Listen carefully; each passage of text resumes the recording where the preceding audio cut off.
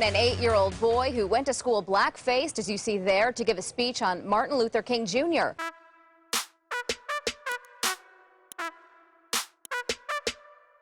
The Colorado second grader dressed up as the civil rights leader, complete with black paint on his face as part of a class history project. His painted face offended some students and a teacher, and he was sent home after refusing to wash it off. They thought it was inappropriate and it would be disrespectful to black people. But I say it's not. I like black people. I don't want to be mean to them. It's just a costume. I don't want to. He seems genuine, right?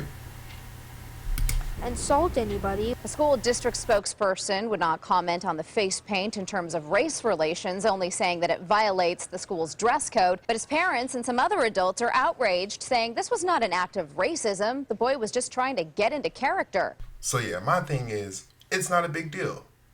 It's not a big deal. Now, trust me, I've got people in my family that's going to say, what? You know, just anybody. Say, what? Blackface, not a big deal? Yes, not saying that. Blackface, huge deal. All that. You know what I mean? The negative connotation that comes with it and all that history, you know, I get that.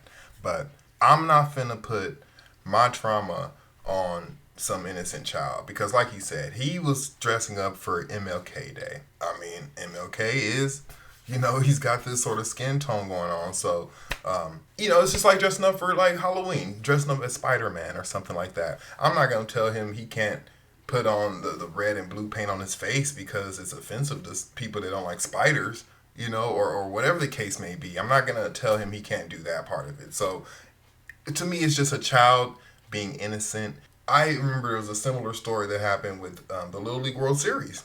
There was a kid that they were putting quote unquote cotton in the kid's hair, and originally there was just outrage, and I knew there was going to be outrage, but something told me, just wait for the story to come out. Wait for people to give the sides. And sure enough, it was done because they were imitating the kid on Hawaii, which was a star during the Little League World Series. I think they won the Little League World Series. So us as people, we were so quick to put our traumas onto the next generation. And that just, ironically, that just keeps it going. You know, these kids, they're fresh, they're new. You know, they don't have any of that trauma that came with the last generation. And it's not my responsibility to put it on them.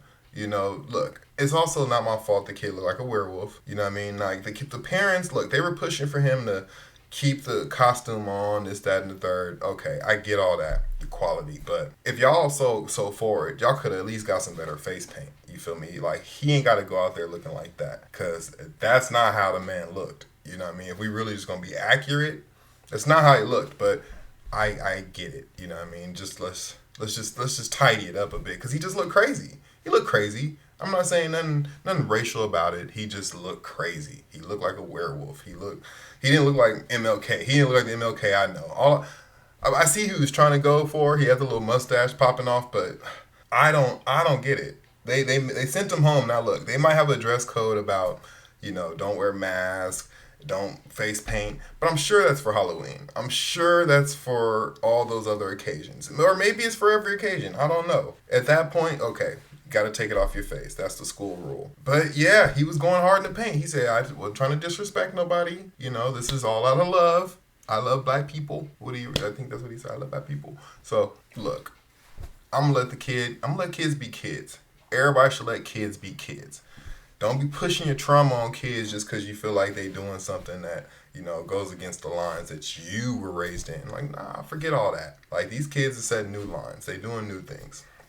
Accept it. Move on. You know, and that's the only way we're going to move on as a culture, as a country, as a society. So, you know, not a big deal.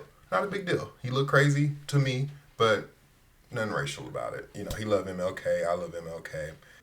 So what are your guys' thoughts on this? Should the school have let him just stay? Did they overreact? Should he have not have came to school like that? Give me your thoughts down below. I like black people.